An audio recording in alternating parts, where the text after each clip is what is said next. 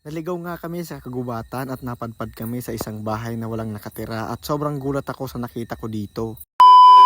Bali pagkahapon nga ay naisipan naming magtutropa na magsagawa ng night herping o gubat gala dito sa kagubatan. Ayan nga, kaya nga gubat gala kasi sa kagubatan. Kung mapapansin nyo, yung daan patawid dito sa mahiwagang kagubatan ay kailangan mong tumawid dito sa tulay na kailangan mong umakyat sa puno at dumaan dito sa tulay na kawayan para makatawid ka sa kagubatan. Kinuha din namin yung pinakamagaling na tour guide dito kasi kabisado niya yung kagubatan. Ayan nga, unang nakita naming hayop dito ay isang ibon. Ang ibon na to ay magaling sa camouflage. Ito nga pala yung mga Philippine nightjar. Aktibo ito tuwing gabi at nakita rin kami dito ng cute na ahas, nakakapisa pa lang ata sa itlog makalipas ang ilang araw pa lang. Ito nga pala yung mga kukri snake, non-venomous o walang kamandag. May napansin din ako ditong kakaibang kabute. Ayan, paki-comment na lang kung ano yung tawag dyan. At syempre meron din ditong leaf insect. Ito yung dahon na kayang maglakad pero insekto po yan. Pagkagat nga ng dilim ay agad kong napansin yung malakas na tunog at huni. Huni pala ito ng isang kwago, isang scaps owl. Ayan, naghahunting na siya ngayong gabi.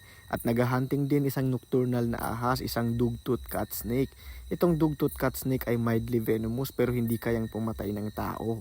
At dito rin napansin ko ay isang non-venomous o walang kamandag na ahas, isang Luzon bronzeback tree snake. Tutulog siya kasi pang umaga rin itong ahas na to. At nakita ko rin itong magandang emerald dove. Ito nga kasama natin ay nag-swimming kasi sobrang lamig ng tubig at gusto daw niyang magbabad. Pero umahon siya kasi may napansin ako ditong mga linta. Dito nga ay pinagmamasdan kami ng isang Philippine bulbul na natutulog dito sa ilalim ng anahaw. Ayan, pagka umaga, sisimula na naman siyang maghunting. Pero isang ibon din nung nakikita namin kakaiba. Ayan, medyo galit siya nung nilapitan natin. Ayan, mukhang baliktad yung sitwasyon. Mukhang kami yung titirador ng ibon na to. Ayan, paki-comment kung anong tawag sa ibon na yan. Nagkalat din dito sa lugar yung mga Philippine box turtle. Ayan, sobrang dami nila dito. Mga aktibo rin ang mga turtle na to tuwing gabi. Tinawag nga pala silang box turtle dahil kaya nilang itago yung kanilang katawan sa kanilang shell na para bang nasa box. Ayan, ang dami nila, pinagtabi-tabi na namin at nakita rin kami dito ng maliliit na mga pagong o box turtle. Tinatawag nga namin ito sa albay na bao.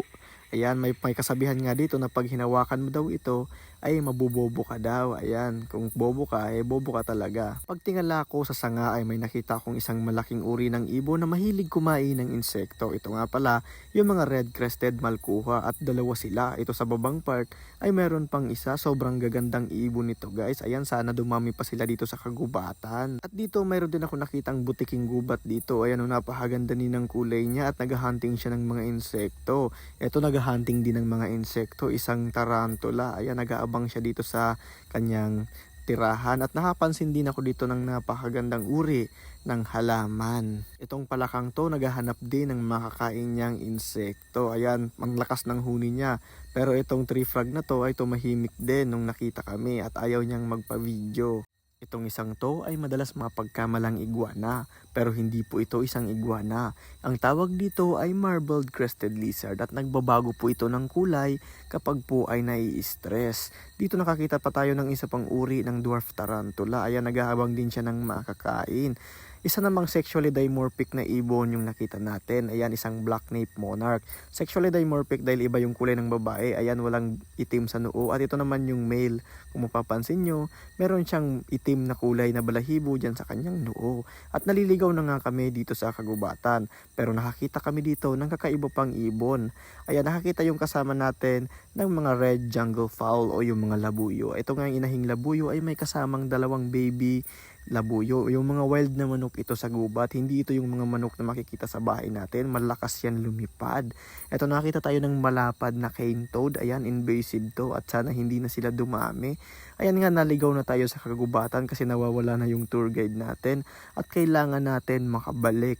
Ayan, so maghahanap tayo dito ng pwede nating masilungan. At nakita nga kami ng isang bahay na walang nakatira. Ayan, abandonadong bahay na to. Mukhang dekada na to na nakatayo dito sa gitna ng kagubatan. Nung papasok na nga ako dito ay ako'y nagulat kasi yung tour guide namin nandito pala nakatira. At mukhang sinumpong nga itong tour guide natin. Tingnan nyo nga naman yung itsura. Mukhang hindi maganda yung gagawin hanggang sa sinugod na nga kami ng daming tour.